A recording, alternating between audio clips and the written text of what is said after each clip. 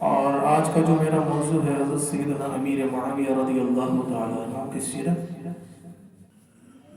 حضرت سیدنا امیر معاویہ رضی اللہ تعالیٰ عنہ جلیل القدر صحابی ہے۔ کیا ہے جی؟ آپ عباد سے میں بار بار بلواؤں گا۔ حضرت امیر معاویہ کیا ہے؟ جلیل القدر صحابی۔ تمام صحابہ ہمارے سر کے تاج، چاہے وہ شخصیت جنہوں نے ابھی اسلام قبول کیا نبی پاک علیہ السلام کے ہاتھ میں، اور حضور پاک اسی وقت دنیا سے رخصت ہو گئے، یا پھر وہ شخصیت جنہوں نے حضور پاک علیہ السلام کے ہاتھ پر اسلام کو قبول کیا، یا کسی صحابی کے ہاتھ پر اسلام کو قبول کیا اور حضور پاک کو دیکھا اور وہ صحابی دنیا سے رخصت ہو گئے، تو وہ بھی ہمارے سر کے کیا ہیں؟ اور ایک اور بات، پھر اس کے بعد آگے موضوع لے کر چلتا ہوں کہ اگر صحابہ کرام کے درمیان اختلافات، اگر صحابہ کرام کے درمیان اختلافات ہیں، یا کوئی ایسا امر کہ جو ہم دونوں کے درمیان ہو، جس کو ہم تنازع بولتے ہیں، جھگڑا بولتے ہیں، پھڈا بولتے ہیں، اگر وہی امر صحابہ کرام کے درمیان ہے تو ہم نکموں کو ان کے بارے میں بولنے کی ضرورت نہیں ہے۔ آج جو فتنہ چل رہا ہے اسی بیس پہ چل رہا ہے کہ نعوذ باللہ ہم صحابہ کرام کے درمیان یہ معاملہ تھا تو میں فلاں صحابی کی طرف ہوں، یہ ہوں، تو یہ ہمیں بولنے کی ضرورت نہیں ہے۔ میری، آپ کی، ہمارے ماں باپ کی، ہمارے آبا و اجداد کی کوئی اوقات ہی نہیں ہے کہ ان ہستی کے بارے میں کوئی فیصلہ کرے۔ اس مثال کو یوں سمجھے کہ ماں باپ کے درمیان جب معاملہ ہوتا ہے تو اولاد کو کیا کہا جاتا ہے کہ خاموش ہے، نہ اولاد باپ کی طرف ہو نہ ماں کی طرف ہو، اگر یہ کر سکتے ہیں تو صلح کروا لیں ورنہ خاموش۔ ہماری شریعت یہ بولتی ہے، تو وہاں تو اولاد خاموش ہو جاتی ہے۔ تو ماں باپ سے عظیم ہستی یہ صحابہ کرام ہے۔ صحابہ کرام کے درمیان اگر کوئی بھی معاملہ ہے تو امتی کو یہ چاہیے کہ دونوں کا ادب کرے اور اس معاملے میں خاموش ہو۔ اب موضوع آگے لے کر چلو۔ حضرت امیر معاویہ کا نام معاویہ ہے، آج کتابوں میں امیر معاویہ بھی ملتا ہے، تو امیر معاویہ بولنا یہ مناسب ہے۔ اور اسی طریقے سے مورخین لکھتے ہیں کہ معاویہ جو ہے 20 صحابہ کرام کا نام تھا، یعنی 20 صحابہ کرام ایسے تھے جن کا نام کیا تھا؟ یہ معاویہ تھا۔ اب اسی طریقے سے حضرت امیر معاویہ رضی اللہ تعالیٰ عنہ کی جو کنیت ہے ابو عبد الرحمن ہے، کیا ہے؟ اور اسی طریقے سے آپ کا جو لقب ہے ناصر لدین اللہ ہے، کیا ہے جی؟ ناصر لدین اللہ، اللہ کے دین کا مدد، اللہ کے دین کا مددگار۔ بے شک امیر معاویہ کی سیرت دیکھی جائے تو آپ نے اسلام کے لیے بہت سی قربانیاں دی ہیں، اور اسلام کی خاطر آپ دوسرے کسی جزیرے یا ملک کی طرف آپ نے تبلیغ بھی فرمائی، اور اسلام کی خاطر آپ نے وہاں پہ کتنی قربانیاں دی ہیں، اور آپ کے ہاتھ پر کئی لوگوں نے اسلام کو قبول بھی کیا۔ یہ وہ ہے امیر معاویہ۔ اور اسی طریقے سے آپ کی اور بھی بہت سے القابات ہیں۔ موقع ملتا ہے تو یہ بھی بتاتا چلو کہ لقب کی جمع القابات۔ یہ لقب کیا ہوتا ہے؟ لقب یہ ہوتا ہے کہ جس شخصیت کے اندر جو صفت چھپی بھی ہو یا ظاہر ہو، تو عوام کے سامنے اسے اجاگر کرنے کے لیے، عوام کے سامنے اسے اجاگر کرنے کے لیے اس کا نام دے دینا اور اس نام سے اس کو پکارنا، اسے کہتے ہیں لقب۔ کیا کہتے ہیں جی؟ لقب۔ اور کنیت کیا ہوتی ہے جی؟ کنیت دو سبب پہ لگائی جاتی ہے، ایک تو اولاد کے ذریعے پہچان کروانا۔ حضرت امیر معاویہ کے شہزادے کا نام تھا عبد الرحمن، تو ابو عبد الرحمن اس نے کہا کہ عبد الرحمن کے والد، عبد الرحمن کا باپ۔ اور ایک کنیت کی وجہ یہ ہوتی ہے کہ کسی شخص کی شکل و صورت کی پہچان کے طور پر اسے پکار لیا جائے، یا اس سے کوئی ایسا فعل صادر ہو گیا تھا، یعنی کوئی ایسا فعل ہو گیا تھا کہ اس کی اس حرکات و سکنات کو دیکھ کر اس کو نام لے دیا، جس طریقے سے مولا علی مشرق کشا کے بارے میں ہے کہ آپ کا جو کنیت ہے ابو تراب ہے. کیا ہے جی؟ ابو تراب کیوں پڑا بھائی؟ مولا علی مشکل کشا مسجد میں آرام کر رہے تھے، آپ کے بدن پر مٹی لگ گئی تھی. نبی کریم علیہ السلام آئے، مولا علی کی اس حالت کو دیکھا کہ بدن پہ مٹی لگی ہے، تو علی کہہ کر نہ بلایا، کہا ابو تراب اٹھو. کیا کہا جی؟ ابو تراب اٹھو، مطلب اے مٹی والے اٹھو. تو یعنی مولا علی کے جسم پر یہ آثار تھے اور اس پہچان کروا دی، تو اسے کہتے ہیں کونیت. کیا کہتے ہیں؟ کونیت. اب آگے چلیے جی. مولا امیر معاویہ رضی اللہ تعالیٰ عنہ، آپ کی جو تاریخ ولادت ہے وہ کتابوں میں نہیں ملتی. اتنا ضرور ملتا ہے کہ بعثت نبوی سے 5 سال پہلے آپ کی ولادت ہوئی ہے. کیا ہوئی ہے جی؟ صحیح ہے جی. بعثت نبوی کس کو بولتے ہیں؟ نبوت کے بعد. بالکل. اب بعثت نبوی سے پہلے سے مراد یہ ہے کہ حضور پاک نے اعلان نبوت جب فرمایا تھا اس سے 5 سال پہلے، اس سے 5 سال پہلے امیر معاویہ کی ولادت ہوئی. اور اس وقت ابو سفیان آپ اسلام میں نہیں تھے. امیر معاویہ کی والدہ حضرت ہندہ آپ اسلام میں نہیں تھی. دونوں اشخاص نے اسلام قبول نہیں کیا تھا. اور ابو سفیان کے بارے میں یہ بھی ہے کہ آپ تو مسلمانوں کے سخت دشمن، اور ایسے دشمن کے موقع ملے مسلمانوں کو قتل کر دیا جائے، موقع ملے تو نبی کریم علیہ السلام کو شہید کر دیا جائے، اتنے سخت ہیں. مگر میرے رب نے آپ کے دل کو ایسا نرم کیا، آپ کے دل میں اسلام کو ایسا اجاگر کیا کہ آپ جیسا مجاہد اس کو نظر نہیں. اللہ اکبر. اور پھر ابو سفیان آپ کے والد اور حضرت ہندہ آپ کی والدہ ہے. اب ابو سفیان کا جو سلسلہ نسب، امیر معاویہ، ابو سفیان، یوں کرتے کرتے عبد مناف پر جا رکھتا ہے. اور پھر اس طرف حضور پاک علیہ السلام کے سلسلہ نسب کو دیکھیں تو حضور پاک علیہ السلام کا سلسلہ نسب بھی عبد مناف پہ جا کر رکھتا ہے. تو علماء فرماتے ہیں کہ دور جا کر دیکھو نا تو امیر معاویہ کا نسب نبی کریم علیہ السلام سے رشتہ داری جوڑتی ہے. اور پھر تاریخ ہمیں یہ بتاتی ہے کہ امیر معاویہ کی جو بہن ہے وہ بہن حضور پاک علیہ السلام کی زوجانی ہے. یعنی امیر معاویہ کا تو رشتہ اب حضور سے بڑا پکا ہو گیا. اللہ اکبر. حضور پاک امیر معاویہ کے بہنوئی میں اور امیر معاویہ حضور پاک کے سالے صاحب ہو گئے. اور پھر ابو سفیان جن پر لوگ بھونکتے ہیں، ابو سفیان تو حضور پاک علیہ السلام کے سسر ہو گئے. اللہ اکبر. اللہ تعالیٰ نے کیسا سلسلہ بنا دیا، مگر ایمان والا ہی جانتا ہے. اب اسی طریقے سے آگے چلتے ہیں کہ امیر معاویہ نے اسلام کب قبول کیا، اور پھر ابو سفیان اور حضرت ہندہ نے اسلام کب قبول کیا. تو امیر معاویہ کے بارے میں ہسٹری یہ بتاتی ہے کہ امیر معاویہ نے اسلام قبول تو کر لیا تھا جب اظہار نہیں کیا تھا. وہ وقت تھا حدیبیہ کے مقام جہاں صلح ہوئی تھی مسلمانوں کو فارغ.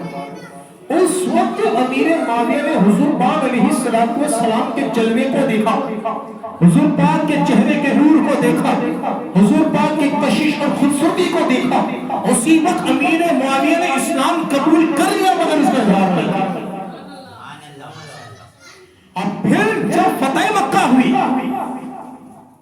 فتح مکہ میں حضرت ابو سفیان اور حضرت ہندہ نے جب حضور پاک علیہ السلام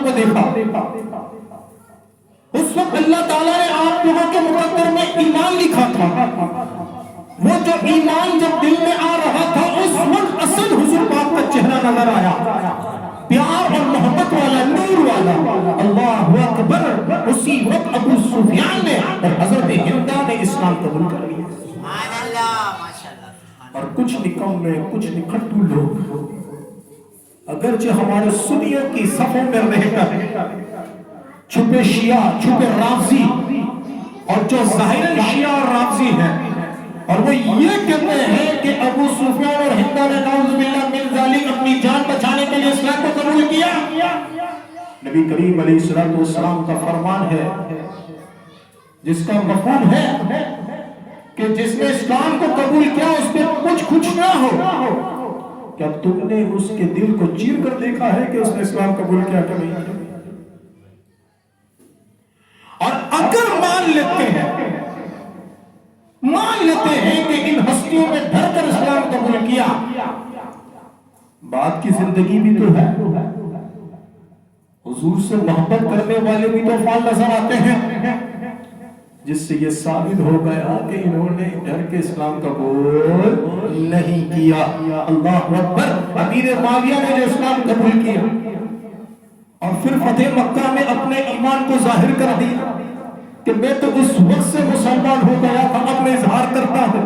پھر امیر معاویہ نے اپنی زندگی میں حضور پاک علیہ السلام کے ساتھ ہوتے, اور جب حضور پاک علیہ السلام کی اوپر وحی نازل ہوتی, قرآنی آیت نازل ہوتی, سورتیں نازل ہوتی, تو حضرت امیر معاویہ حضور پاک سے سنتے اور پھر آپ اسے تحریر فرماتے. سبحان اللہ, جس کو ہم کہتے ہیں کاتب وحی. کیا کہتے ہیں جی؟ کاتب وحی.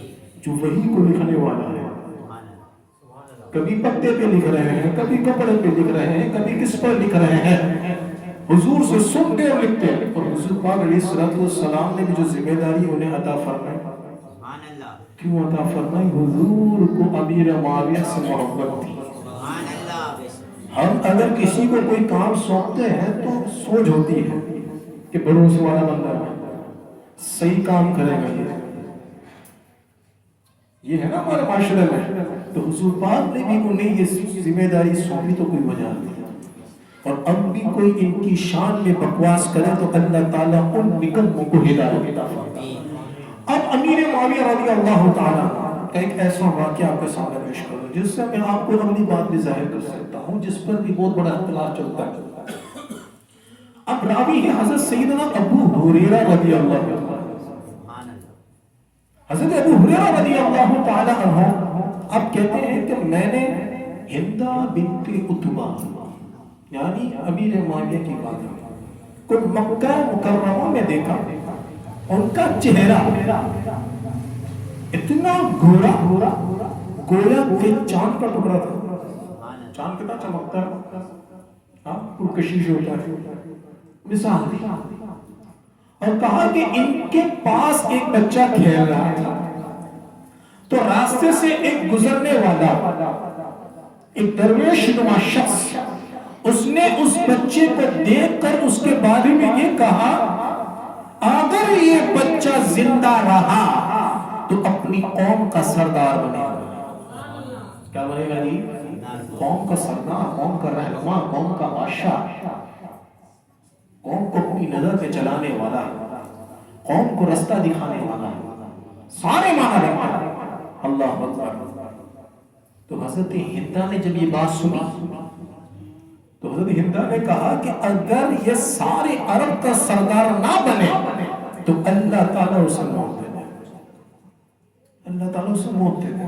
ماں ہے, ماں چاہتی میرا بچہ اور بڑا بنے, تم نے تو کہہ دیا جی, میری تو خواہش ہے کہ یہ بچہ اور بڑے مقام والا بنے. تم نے یہ کہہ دیا کہ یہ زندہ رہا تو یہ زندہ تبھی رہے کہ بہت بڑے عرب کا بن جائے, ورنہ موت مل جائے. کہنے والے نے کہا, ماں نے دعا کر ڈالی. وقت ایسا آیا کہ اللہ تبارک تعالیٰ ماں کی دعا کو قبول فرماتا ہے. کوئی ایسی کڑی ہوتی ہے کہ دعا قبول ہو جاتی ہے. یہ یاد رکھیے گا, ایک لاجک, یہ مذہب میں اس کا کوئی اختلاف نہیں ہے. ماں کافرہ بھی کیوں نہ ہو, اولاد کے حق میں دعا کر دیتی ہے نا تو اللہ تعالیٰ دعا قبول کرتے ہیں. خدا نہ خواستہ کوئی کافر ہو کسی مورتی کے سامنے، سورج کے سامنے، چاند کے سامنے بھی اگر کوئی شرکی عمل کرتی ہے تو سننے والے پھر کون ہے؟ اللہ تعالیٰ. تو اس وقت آپ اسلام پہ نہ آپ نے اپنی خواہش کو ظاہر کر دی، دعا کر ڈالی، اللہ نے سن لی. اور سنی کس صورت میں کہ آج یہ جو اختلاف چل رہا ہے نعوذ باللہ کہ امیر معاویہ نے حضرت حسن سے خلافت چھین، اس طرح کی بکواسیں چلتی ہے. تو اس کی بھی میں بات بتا دوں کہ اصل ماجرا کیا ہے. مولا علی مشکل کشا شہر خدا کرم اللہ وجہہ الکریم کے شہید ہو جانے کے بعد، دنیا سے رخصت ہو جانے کے بعد، وہ جو سلسلہ تھا حضرت امام حسن رضی اللہ تعالیٰ عنہ نے چلایا تو 6 ماہ جو ہوئے اور 6 ماہ کے اندر اختلافات شدت پا گئے تھے. خارجی لوگوں نے فتنہ کرنا شروع کر دیا. آج بھی ہمارے معاشرے میں خارجی پایا جاتا ہے. اب ان خارجیوں نے فتنہ شروع کر دیا. اب اللہ تبارک و تعالیٰ جس کے ذریعے امن کو قائم فرمائے، سادات ہمارے سر پر ہے، ہمارے دل میں ان کی محبت بے شک ہے، مگر اللہ تبارک و تعالیٰ کی مرضی ہے کہ وہ جس کے ذریعے اس نظام کو چلائے. اللہ اکبر.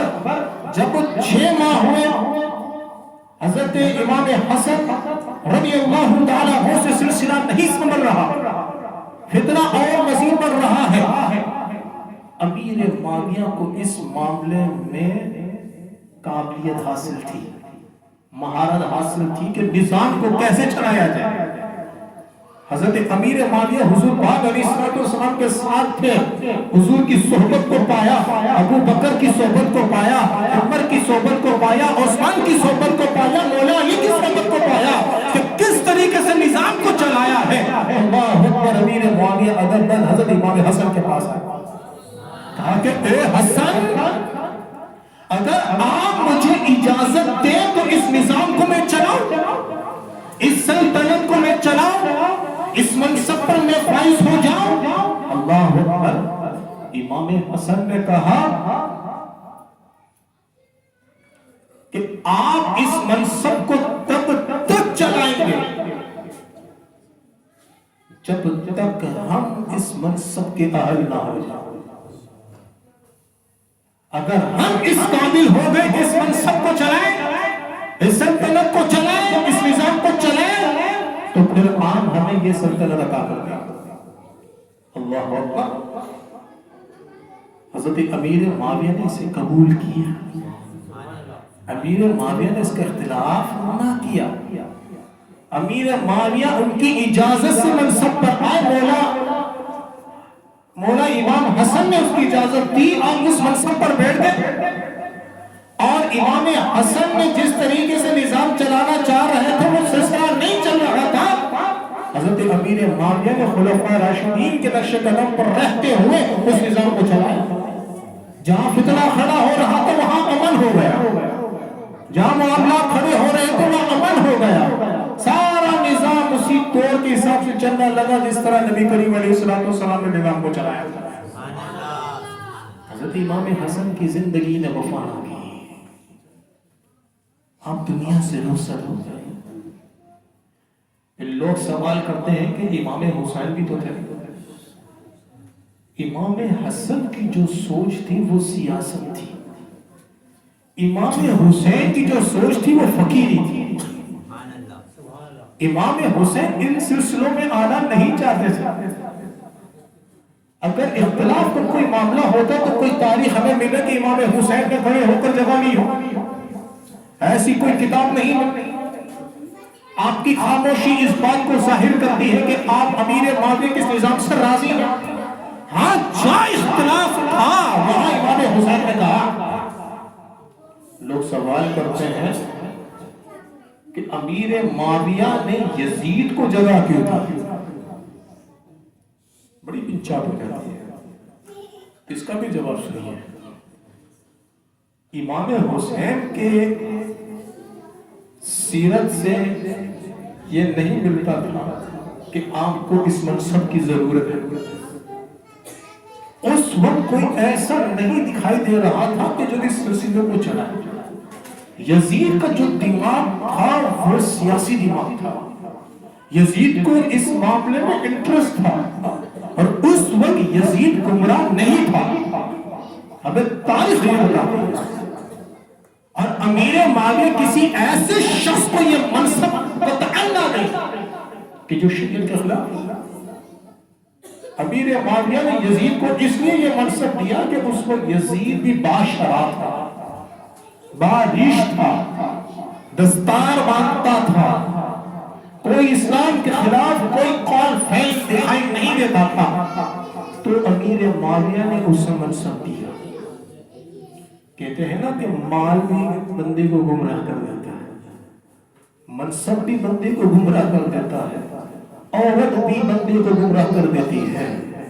جب یزید کو یہ سب دکھائی دیا, اپنی عزت شان دکھائی دی, تو جا کر وہ گمراہ ہوا. بعض نے جس کو کافر بھی کہا, بعض نے کفر کا نہیں کہا, بعض نے کہا کہ گمراہ تھا. خیر جو بھی تھا, امام اعظم ابو حنیفہ نے کہا کہ خاموش ہو گیا. تب جا کر یزید صراط مستقیم سے ہٹا, صراط نار کی طرف گیا. تب تک امیر معاویہ رضی اللہ تعالیٰ عنہ دنیا سے گزر چکے. تو اس بنا پر ہم امیر معاویہ کو غلط نہیں کہہ سکتے. جس طرح رجب بٹ جس کے بڑے لوگ دیکھتے ہیں, اس کمینے انسان نے یزید کی کھار میں امیر معاویہ کو گالی بکی, ابو سفیان کو گالی بکی. تو کوئی بیٹا اگر غلط کرے تو باپ کو گالی نہ دی جائے. لازمی نہیں ہے کہ باپ نیک ہو, باپ ولی ہو, باپ عالم ہو, باپ مفتی ہو تو اولاد بھی ہو. نہیں. حضرت نوح علیہ السلام اللہ کے نبی ہیں, مگر ایک بیٹا کنعان کافر رہا, ایک بیوی صراط مستقیم پر نہیں ہے, کفر پہ تھی. تو ہم حضرت نوح کو تو گالی نہیں دیں گے. حضرت آدم علیہ نبی علیہ السلام کا جو شہزادہ تھا قابل کافر تھا, کیا اس کی حرکت میں نعوذ باللہ ہم حضرت آدم کو کچھ کہیں گے؟ نہیں. جب ہم یہاں خاموشی رکھتے ہیں تو ہمیں صحابہ کرام کے معاملے میں بھی خاموشی رکھنی چاہیے. اب اسی طریقے سے ہمارا نظریہ یہی کہتا ہے کہ جو غلط ہے وہ غلط ہے, مگر اس کی غلطی کی وجہ سے ہم کسی عظیم ہستی کو کچھ برا نہیں کہیں گے. ہمارے اہل سنت کا یہ ایک نظریہ کانسیپٹ عقیدہ ہے کہ تمام صحابی کیا ہیں, جنتی ہیں. اب اسی طریقے سے آگے چلیے. ایک اور بھی امیر معاویہ کے بارے میں بکواس کی جاتی ہے کہ امیر معاویہ نے ایک یہودن سے شادی کی. کس سے شادی کی؟ یہودن سے. ہمیں کسی کتاب میں ایسا نہیں ہوتا. ہاں, حضرت امیر معاویہ نے ایک عیسائی سے ضرور شادی کی تھی, مگر اللہ تعالیٰ نے قرآن مجید الفرقان حمید میں فرمایا کہ مسلمانوں کا کتابیوں سے نکاح کیا ہے جی, جائز ہے. کتابی کون؟ یہودی, عیسائی, کوئی خاتون ہو, اس سے نکاح کیا ہے جی, جائز ہے. کیا ہے جی؟ عورت ہو. کون ہو؟ عورت ہو, مرد مسلمان. تو اس وقت جو یہودی عیسائی تھے, اس وقت ان کے جو نظریات تھے وہ اپنی اصل شریعت کے مطابق تھے, اور وہ اللہ کو ہی خدا مانتے تھے, وہ دوسرے کو خدا نہیں مانتے تھے. تو حضرت امیر معاویہ نے ایک عیسائی خاتون سے شادی کی, اور کتاب میں یہ بھی ملتا ہے کہ آپ نے بھی اسلام کو قبول کر لیا تھا. حضرت امیر معاویہ کی صحبت میں آئی, انہوں نے اسلام کو قبول کر لیا اور وہ تابعہ ہو گئی. کیا ہو گئی جی؟ اور ایک اور بھی مدعے کی بات بتاؤں, نبی کریم علیہ السلام نے فرمایا تھا کہ اے معاویہ, تمہاری نسل میں سے مجھے ایک بو آتی ہے کہ تمہاری نسل میں سے ایک ایسا ہو جو میرے اہل بیت کو نقصان پہنچائے. اسی وقت امیر معاویہ نے یہ آیت کرنے کیا تھا کہ میں اب شادی نہیں کروں گا, شادی میں نہیں کروں گا, مگر رب کریم نے مقدر کر دیا اور پھر حضور کا فرمان اور وہ ہونا، حضور پاک نے جو کہہ دیا وہ پتھر پہ لکیر ہے۔ امیر معاویہ کو مجبوری تھی، آپ نے نکاح فرما لیا، اب یہ ہونا تھا۔ تو وہ جس خاتون کے بارے میں جو اعتراض ہوتا ہے کیا یہودن تھی، اس خاتون کا نام ہے میسون بنت بعد الکلب۔ آپ نے اسلام قبول کیا اور آپ اتنی نیک و پارسا ہیں، اللہ کی عبادت میں مشغول رہتی اور بڑی بہترین صوفیہ ہیں جو امیر معاویہ کی خدمت بھی کرتی ہیں۔ تو اللہ تبارک تعالیٰ نے آپ کے ذریعے 4 شہزادے عطا فرمائے، جن میں سے ایک تھا یزید۔ کون تھا؟ یزید۔ اگر صراط مستقیم پر تھا پھر کیا ہو گیا جی؟ صراط نام۔ یہاں سے اصلاحی بات آپ کو میں کرتا چاہتا ہوں۔ الحمدللہ بے شک ہم سنی ہیں، ہم نمازی ہیں، مگر کوئی کوتاہی ہو سکتی ہے جس کی وجہ سے ہمیں رستے سے ہٹ سکتے ہیں۔ تو ہر وقت ہمیں خوف خدا رکھنا چاہیے۔ کیا رکھنا چاہیے؟ اللہ سے ڈرنا چاہیے کہ کوئی ایسا نہ ہو جائے کہ ہم سے کوئی خطا سرزد ہو جائے اور ہم صراط مستقیم سے صراط نار کی طرف چلے۔ یہ سارا کچھ ہمارے لیے نمونہ ہے کہ کون ہدایت پر تھا اور کیسے گمراہ ہو گیا، کون ہدایت پر تھا کیسے کافر ہو گیا۔ تو ان واقعے کو سن کر مجھے اور آپ کو اپنے اندر تبدیلی لانی چاہیے کہ آج بڑے ہم جوش میں ہیں، بڑے نعرے لگاتے ہیں، کہیں ایسا نہ ہو جائے کہ کوئی خطا ہو جائے اور گمراہ ہو جائے، کافر ہو جائے۔ تو ہمیشہ اللہ سے ڈرنا چاہیے۔ حضرت عمر بن خطاب رضی اللہ تعالیٰ عنہ کی سیرت ہمیں بتاتی ہے کہ رات کو آپ رویا کرتے تھے، اپنے آپ کو جھنجھوڑا کرتے تھے، مگر حضور پاک نے تو آپ کو فرما دیا تھا کہ آپ جنتی ہیں، مگر نہیں، پھر بھی روتے تھے۔ کیوں؟ امت کو تعلیم دینے کے لیے کہ اے میرے نبی کے امتیوں، اس خوش فہمی میں مت رہنا کہ تم بخشے جاؤ گے، کہیں ایسا نہ ہو کہ کوئی خطا ہو جائے اور تم اس راستے سے ہٹ جاؤ۔ ہمیں بھی چاہیے کہ ہم اللہ کی بارگاہ میں زاروں کی طرح رو کر توبہ کریں۔ بار کے آگے کی طرف چلیں اور آخری بات بیان کرتا چلوں کہ امیر معاویہ رضی اللہ تعالیٰ آپ سچے عاشق رسول ہیں، سچے عاشق رسول ہیں، ایسے کہ آپ کے پاس حضور پاک علیہ السلام کا کرتا تہبت اور حضور کے کچھ موئے مبارک اور حضور کے نخل مبارک سنبھال کے رکھے ہوئے۔ کیوں؟ حضور کا ہے۔ ہمارا باپ مرے تو باپ کی جوتی سنبھال کے رکھتے، کیوں؟ میرے باپ کی جوتی ہے بھائی، میرے باپ کی قمیص ہے بھائی، میرے باپ کی لاٹھی ہے بھائی، میرے باپ کا چشمہ ہے، مجھے اپنے باپ سے محبت ہے، اس نے سنبھال کر رکھا۔ میری ماں کی الماری ہے بھائی، میری ماں اپنے جہیز میں لے کر آئی تھی، میری ماں کی تجوری ہے، میری ماں کے کنگن ہے، کیوں؟ محبت ہے نا۔ تو امیر معاویہ کو بھی حضور سے ایسی محبت تھی کہ حضور کا کرتا مبارک ہے، اور حضور سے ایسی محبت تھی کہ حضرت سیدنا کعب بن زبیر رضی اللہ تعالیٰ عنہ کے پاس حضور پاک کی چادر مبارک تھی۔ آپ نے حضور پاک علیہ السلام پر ایک قصیدہ لکھا اور اس قصیدے کو پڑھا، حضور کو بڑا پسند آیا، حضور نے اپنی چادر اٹھا کر ان کو عطا کر دی۔ جب حضرت پاک بن زبیر دنیا سے رخصت ہوئے تو یہ چادر شہزادے کے پاس آئی، حضرت امیر معاویہ کے پاس اگرچہ حضور کا کرتا بھی ہے، تہبند بھی ہے، موئے مبارک بھی ہے، ناخن بھی ہے، مگر حضور کا عشق اس قدر تھا کہ آپ نے 20,000 درہم کے عوض حضور پاک کی اس چادر کو خرید لیا۔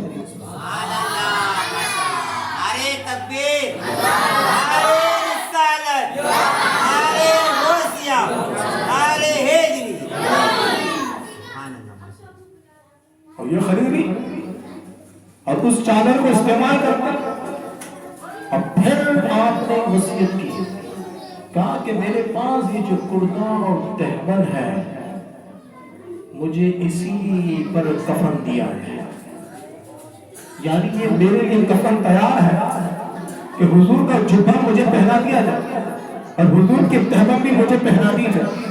میری آنکھ منہ اور ناک پر حضور کے موئے مبارک اور ناخن رکھے جائیں. اللہ، یہ عشق و محبت، ایسا عشق جب دل میں ہو تو کبھی بغض آ سکتا، کبھی کوئی کینہ آ سکتا. جب حضور سے اتنی محبت ہو تو اہل بیت کے خلاف کبھی سوچ آ سکتی ہے، کبھی اس طرح کی کوئی غداری ہو سکتی ہے جو الزام لگایا جاتا ہے. ان واقعات سے پتہ چلتا ہے کہ امیر معاویہ اہل بیت سے محبت کرتا تھا. کہ جتنے خبیث لوگ ہیں، رافضی شیعہ لوگ، اہل بیت کا نام لے کر لوگوں کو گمراہ کرتے ہیں اور امیر معاویہ کے خلاف سوچ دیتے ہیں، ابو سفیان کے خلاف سوچ دیتے ہیں. آج تک ہم نے اپنی کتابوں میں، بڑی بڑی قدیم کتابوں میں، کبھی بھی امیر معاویہ کے بارے میں ایسا نہیں سنا. ہم نے تو یہی سنا کہ امیر معاویہ کے دل میں تو علی کی بھی محبت تھی، اہل بیت کی بھی محبت تھی، اور حضور کی بھی کامل اور سچی محبت تھی. یہ وصیت کر دی. اب آپ کا انتقال ہوا ہے. کیا ہوا جی؟ انتقال. آپ دنیا سے رخصت ہو گئے. اس وقت آپ کی عمر تھی 78 سال، اور جب آپ کا انتقال ہوا تو آپ کا جو جنازہ ہے یزید نے چاہا کہ میں پڑھاؤں. بعض کتابوں میں لکھا ہے کہ یزید نے پڑھا ہے، کیونکہ امیر معاویہ نے جس وقت یہ سلطنت دی تھی تو اس وقت وہ صراط مستقیم پر تھا. اور بعضوں نے لکھا ہے، اور جس پر زیادہ زور ہے اور وہ یہ ہے کہ صحابی رسول حضرت سیدنا ضحاک بن قیس رضی اللہ تعالیٰ عنہ نے حضرت امیر معاویہ کا جنازہ پڑھا ہے. اب تاریخ ہے، بعض نے اپنی کتابوں میں لکھا کہ 4 رجب المرجب ہے، بعض نے لکھا 15 رجب المرجب ہے، تو بعض نے لکھا کہ 22 رجب المرجب ہے. 3 تاریخیں آئی، مگر مورخین کا جو زیادہ زور ہے وہ 22 رجب المرجب ہے. اور میری وہی پرانی بات ہے، کوئی بھی تاریخ ہم اہل سنت جس تاریخ کو بھی ایصال ثواب کرتے ہیں ان تک پہنچ جاتا ہے. ہم جب بھی ان کو پکارتے ہیں ان کا کرم ہم پر ہو جاتا ہے. ہمیں کسی تاریخ کی ضرورت نہیں ہے، مگر عرف پر راج ہے تو ہم بیان کر دیں. اور حضرت امیر معاویہ رضی اللہ تعالی عنہ کی جو آخری آرامگاہ ہے وہ دمشق میں موجود ہے. امیر معاویہ رضی اللہ تعالیٰ عنہ کا مزار دمشق میں ہے، اور کئی عاشقان صحابہ وہاں پر حاضری دیتے ہیں. اگرچہ ہم دمشق نہیں جا سکتے، مگر صوفیہ کہتے ہیں کہ اپنی آنکھوں کو بند کرو اور اس ہستی کو سچے دل سے پکارو، تمہاری پکار وہاں تک پہنچ جاتی ہے. اگر اللہ نے چاہا تو اس ہستی کا دیدار بھی ہو جائے گا، اگر اللہ نے چاہا تو اس ہستی سے رابطہ بھی ہو جائے گا، اگر اللہ نے چاہا تو اس ہستی کا جلوہ اور اس ہستی کی کرم ہم فقیروں پر نہیں ہو سکتے. بات ہے دل بھی صاف ہو، نیت بھی صاف ہو اور سچے دل سے پکارا جائے تو اللہ تعالیٰ ان کا فیضان ہمیں عطا فرماتا ہے. اللہ سے دعا ہے کہ اللہ تبارک و تعالیٰ میرے اس بیان کو اور بھائی کے کلام پڑھنے کو اور دوسرے بھائی کی تلاوت کرنے کو، ہماری نمازوں کو، آپ تمام کا یہاں حاضر ہونا اور نیاز کرنا، ان تمام کو اپنی بارگاہ میں قبول فرمائے.